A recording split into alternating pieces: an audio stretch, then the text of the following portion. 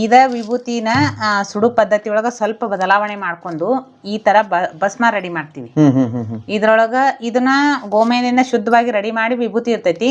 ಆದ್ರೆ ಇದು ಬೆರಣಿಯನ್ನ ಭಸ್ಮ ಮಾಡೋಕ್ಕಿಂತ ಮುಂಚಿತವಾಗಿ, ಅಗ್ನಿಸ್ಪರ್ಶ ಮಾಡೋಕ್ಕಿಂತ ಮುಂಚಿತವಾಗಿ ಒಂದು ವೇಳೆ ಅಥವಾ ಒಂದು ಟೈಮ್ ಅಂತೀವಲ್ರಿ, ಆ ಟೈಮ್ ಒಳಗ ಅಗ್ನಿಸ್ಪರ್ಶ ಮಾಡಿ ಅದನ್ನ ಭಸ್ಮ ಮಾಡಿ ಅದಕ್ಕೆ ಏನೇನು ಹಾಕ್ಬೇಕಲ್ಲ ಆ ವನೌಷಧಿಗಳನ್ನ ಇದ್ರೊಳಗೆ ಸೇರಿಸಿ ಅದನ್ನ ಭಸ್ಮ ಮಾಡಿರ್ತೀವಿ. ಅದ್ರ ಜೊತೆಗೆ ಕೂಡಿಸಿ ಅಗ್ನಿಸ್ಪರ್ಶ ಮಾಡಿ ಭಸ್ಮ ಮಾಡ್ತೀವಿ. ಈ ಭಸ್ಮವನ್ನ ಜಲಭಸ್ಮ ಅಂತ ಹೇಳಿ ಕೊಡ್ತೀವಿ ನಾವು.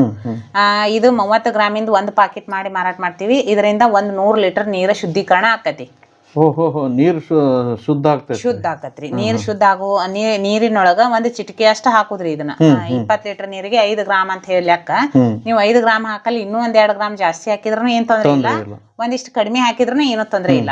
ಆದ್ರೆ ಇದ ಭಸ್ಮದ ರೀತಿ ಒಳಗನ ಇದನ್ನ ರೆಡಿ ಮಾಡಿರ್ತೀವಿ. ಇದ್ರೊಳಗ ಸ್ವಲ್ಪ ಆಕಳ ತುಪ್ಪ, ಆಮ್ಯಾಗ ಅಕ್ಕಿ, ಭತ್ತ ಇಂಥವೆಲ್ಲ ಸೇರಿಸಿ ಅದನ್ನ ಭಸ್ಮ ಮಾಡಿರ್ತೀವಿ. ಅದು ಭಸ್ಮ ಮಾಡಿರ್ತೀವಿ ಅನ್ನೋಕ್ಕಿಂತ ಅದ್ರೊಳಗೆ ಸೇರಿಸಿದ ತುಪ್ಪ, ಬೆರಣಿ ಮತ್ತು ಯಾವ ಪಾತ್ರೆ ಒಳಗ ಯಾವ ವಿಧಾನದೊಳಗ ಸುಟ್ಟಿವಿ ಅನ್ನೋದ್ರ ಮ್ಯಾಗ ಇದಕ್ಕೆ ಶಕ್ತಿ ಬಂದಿರ್ತೈತಿ. ಈ ರೀತಿ ಒಂದು ಜಲಭಸ್ಮ ರೆಡಿ ಮಾಡ್ತೀವಿ. ಇದನ್ನ ಹಾಕಿಟ್ಟ ಮೇಲೆ ಎಷ್ಟು ಗಂಟೆಗೆ ನೀರು ಬಳಸ್ಬೇಕ್ರಿ?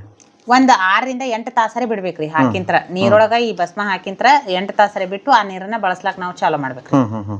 ಅಂದ್ರೆ ಪ್ರತಿದಿನ ನೀವು ಮಲ್ಕೊಳಾಗ ನೀರು ಕುಡಿಯೋ ಪಾತ್ರೆ ಒಳಗೆ ಏನ್ ಇಟ್ಟಿರ್ತಿರಲ್ಲ, ಮತ್ತೆ ಇನ್ನೊಂದು ಕುಡಿಯೋ ನೀರನ್ನ ದಯವಿಟ್ಟು ಯಾರು ಪ್ಲಾಸ್ಟಿಕ್ ಪಾತ್ರೆ ಒಳಗೆ ಶೇಖರಣೆ ಮಾಡಿ ಇಡಾಕ್ ಹೋಗ್ಬೇಡ್ರಿ. ತಾಮ್ರದ ಪಾತ್ರೆ ಅಥವಾ ಸ್ಟೀಲ್ ಪಾತ್ರೆ ಒಳಗನ ಶೇಖರಣೆ ಮಾಡಿ ಇಡುತ್ತ ಬರೀ ಅದ್ರೊಳಗೆ ಈ ಭಸ್ಮ ಹಾಕ್ರಿ.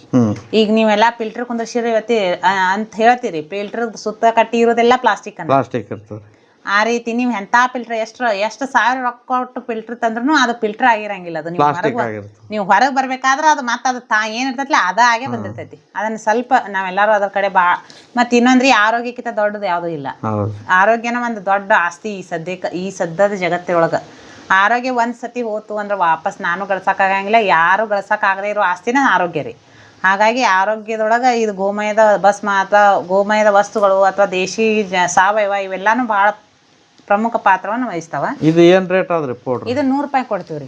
100 ರೂಪಾಯಿ ಕೊಡ್ತೀವಿ. 30 ಗ್ರಾಮ್ ಪಾಕೆಟ್ ಮಾಡಿ 100 ಲೀಟರ್ ನೀರಿಗೆ ಬರ್ತೈತ್ರಿ. 100 ರೂಪಾಯಿ ಕೊಡ್ತೀವಿ. ಅಂದ್ರೆ 1 ಲೀಟರ್ ನೀರಿಗೆ 1 ರೂಪಾಯಿ ನೀವು ಖರ್ಚು ಮಾಡ್ದಂಗ ಆಕೈತಿ. ಆ 1 ರೂಪಾಯಿ ಖರ್ಚು ಮಾಡೋದು ಹೆಂಗಾರ ಇರ್ಲಿ, ಆದ್ರೆ ಗೋಪಾಲಕರಿಗೆ ಇದರಿಂದ ಎಷ್ಟು ನೀವು 100 ರೂಪಾಯಿ ನಿಮಗೆ 100 ರೂಪಾಯಿ ಕೊಟ್ಟದ್ದು ದೊಡ್ಡ ಇರಂಗಿಲ್ಲ. ಅದೇ ಕೃಷಿಕನಿಗೆ ಆ 100 ರೂಪಾಯಿ ಬಹಳ ದೊಡ್ಡದಿರ್ತೈತಿ.